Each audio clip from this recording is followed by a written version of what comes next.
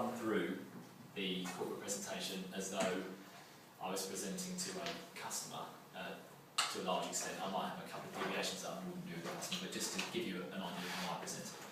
So, as you see, Blue Cube, we talk about intelligent protection as our strapline, which I'm going to talk a little bit more about today and explain what we mean by that.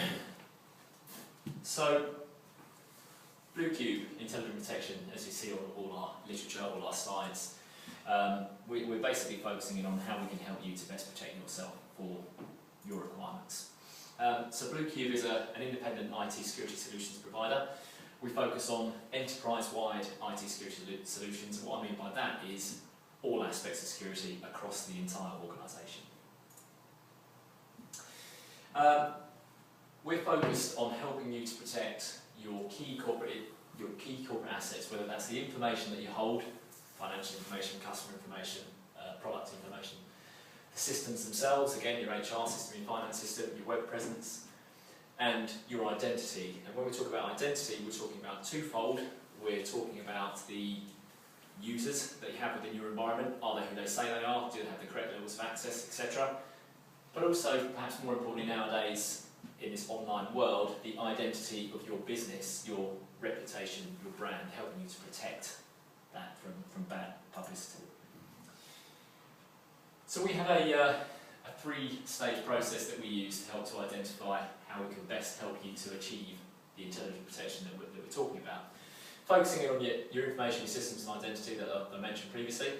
We'll look at what to protect, where to protect, how to protect, taking into account how your organisation is structured. So for example, if we focus on where to protect, most companies are trading outside of just one geography. It may be that you're only UK based, it may be you're European, it may be that you're global.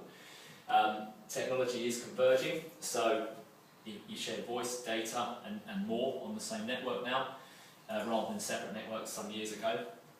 And ultimately, the whole purpose of what you're trying to achieve with your information systems is to enable the individual to achieve their role in the best way possible. So how do you then make sure you protect that properly?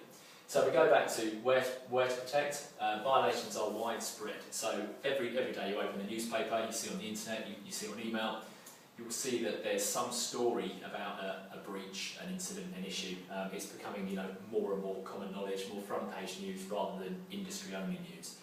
Partly because if you rewind the clock sort of 20, 30 years where you had a mainframe locked in a secure room, it was very easy to secure. Nowadays, obviously, you have a plethora of different systems, some web-facing, some not web-facing, lots of different locations.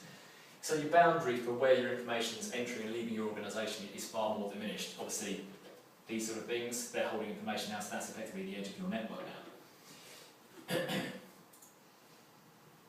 now.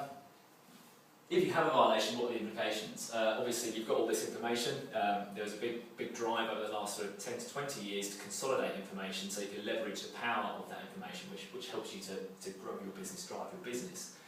So if you have a breach, what does that mean? Do you just lose information? Is there a direct financial implication? Is there loss? Are there fines? Or does it actually impact your ability to do business? And obviously, does it affect your brand? And taking into account the fact that you have all these multiple penetration points, how do you achieve privacy regulations, compliance, and all these issues? You've got all these applications holding information, how do you ensure they're secure and that they comply with regulation? So basically, what I guess I'm trying to say is we're trying to understand your business, understand how you're structured, what your regulation requirements are, to enable us to recommend intelligent solutions that are best of breed, designed for your environment, not for company X down the road, whose requirements are obviously totally different. We'll provide secure solutions, not just from a product perspective, but make sure you're trusting us with your information. We're going to ensure that we can be trusted with that. It's a secure relationship.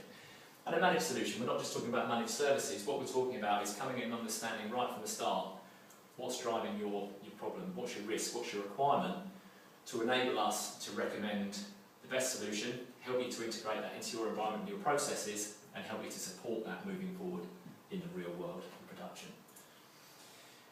So, how do we deliver intelligent protection?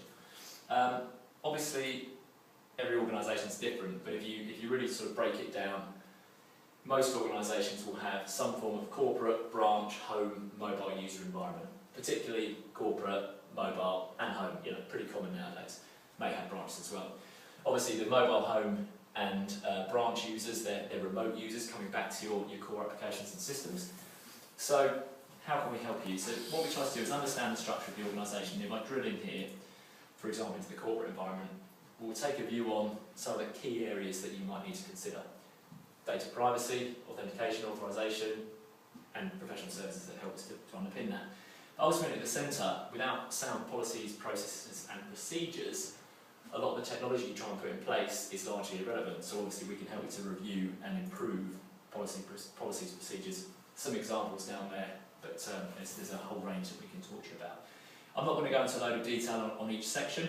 However, if I pull out mobile users, because it's a pertinent issue nowadays, the kind of issues that you might want to take account of are strong authentication to make sure that if someone loses that device, that the information on it is secure, and some way of controlling, access and authorization to that device and the information that can go to it and from it. So obviously I could go through this in more detail, but I'm not going to drill into all these points now, but I hope you get the flavour of what I'm trying to say there. So obviously we've talked about how we'll approach any particular sort of project or requirement, how we'll understand your organisation, but then in terms of actually delivering that, so we're an IT security solutions provider.